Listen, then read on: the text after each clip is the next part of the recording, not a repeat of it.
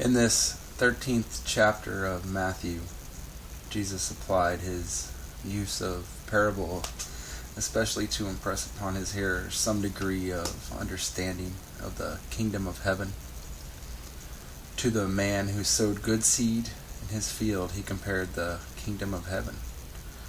But all was not well with the crop, for while the husbandman slept, came an enemy who sowed tares, weeds, and in time these grew up and choked the wheat. Thereupon, when the servants inquired of their master how this happened, for he had sowed only good seed in the field, he replied that an enemy had done it. But when the proposal was made that the tares be pulled up, he replied that in removing the tares, the good grain might be injured. Both were to grow until the harvest, when the good grain would be put in the barn, while the tares would be burned. Here is perfectly illustrated the master's use of parable in conveying an important lesson. The good seed is spiritual truth, the truth about God, His Christ, and man. When truth is received into human consciousness, the carnal mind, there are uncovered by the spiritual facts many false beliefs, many material claims. The complete elimination of these falsities would be followed by the disappearance of the physical body, since this body is but objectified material belief. The mental state termed the carnal mind is transformed as spiritual truth enters, until it finally disappears and man's true selfhood appears. This transitory state of material and spiritual existence is termed the, quote, human experience, unquote. It is a mental state whereupon material beliefs have some part. In proportion as the material beliefs give place to the advancing Christ, the material disappears and man, in God's likeness, becomes manifest.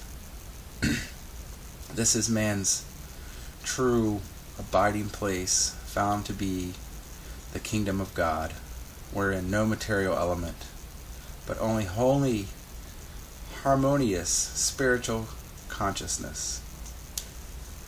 It is readily apparent that such teaching, spiritually metaphysical, could scarcely be understood unless there had been developed some degree of spiritual sense, the ability to grasp the spiritual facts of the universe.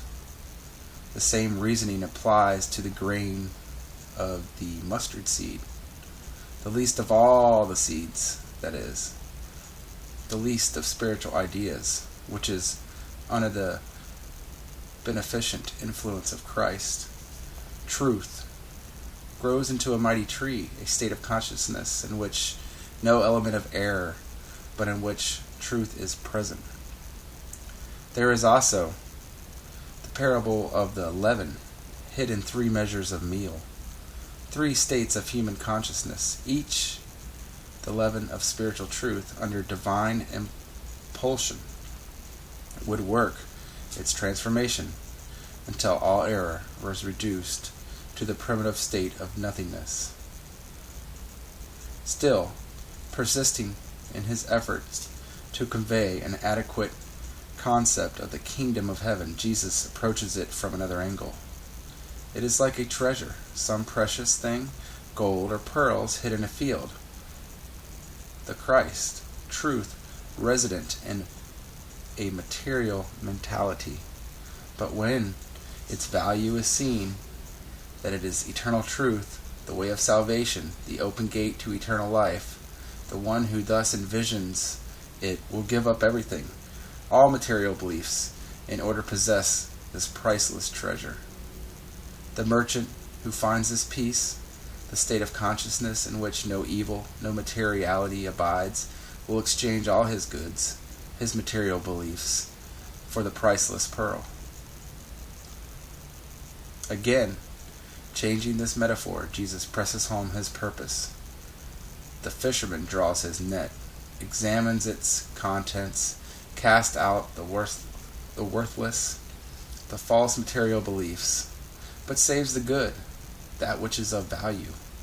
And the spiritually minded know that which is valueless, the temporal, and that which is priceless, the eternal. And he likened the scribe who sought this kingdom of heaven to the householder who examined his goods in order to distinguish between what was new, spiritual truth, and what was old, the long-held material beliefs.